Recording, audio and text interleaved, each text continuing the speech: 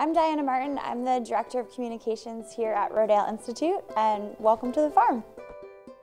We're located right in Kutztown, only about 5 miles from Kutztown University. We're out here on a 333-acre farm. Rodale Institute actually started back in 1947, so this is our 70th year. And we are a nonprofit organization that does research on organic agriculture. Our claim to fame is that our founder, his name is J.I. Rodale, is considered the pioneer of the organic movement. He was actually the first person to use the word organic. So a lot of people don't know that the modern organic industry actually started right here in Pennsylvania. He actually started the Rodale Institute in Emmaus, and so we moved here to have a larger farm so we could collect more research data to actually go to the U.S. government and change policy related to farming and agriculture.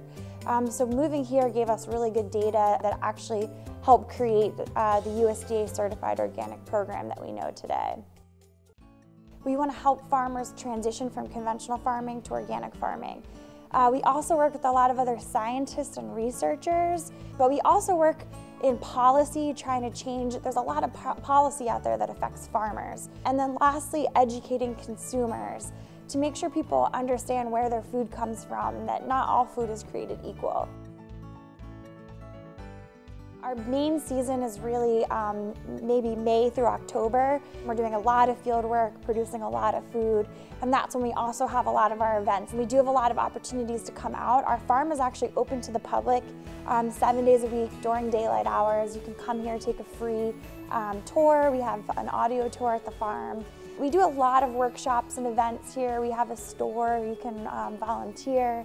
So definitely if you love to get your hands dirty, this is a really nice place to come out during the growing season.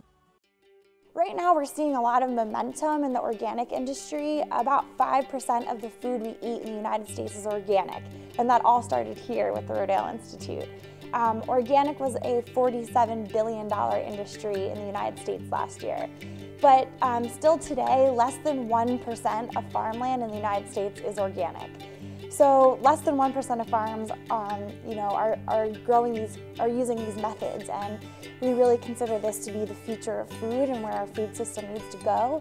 So we're seeing momentum actually really being led by millennials and consumers pushing for organic, but we need to catch up the farmers and the policy with more training and education to actually change more farmland, which is going to have the biggest impact.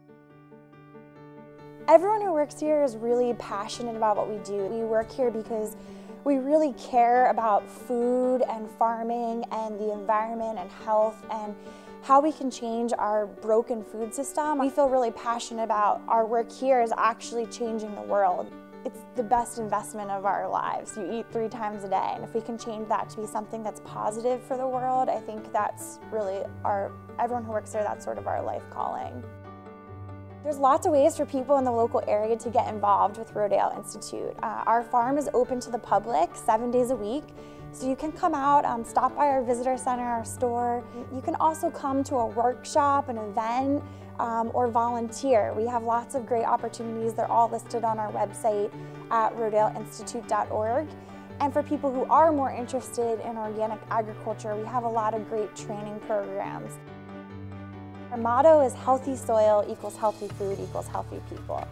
So for the last 70 years, we've really focused on the soil health and growing really quality organic food. We've really focused on the soil and the crops. I think our next frontier is really that final equal sign where we talk about human health. So we want to make more connections between the way we produce food and how healthy we are as human beings. There's just a lot of research that still hasn't been done about how we could have more nutrient-dense food. And so I think our next area is really to continue that work, connecting how we grow food and then ultimately how it affects the people that consume it.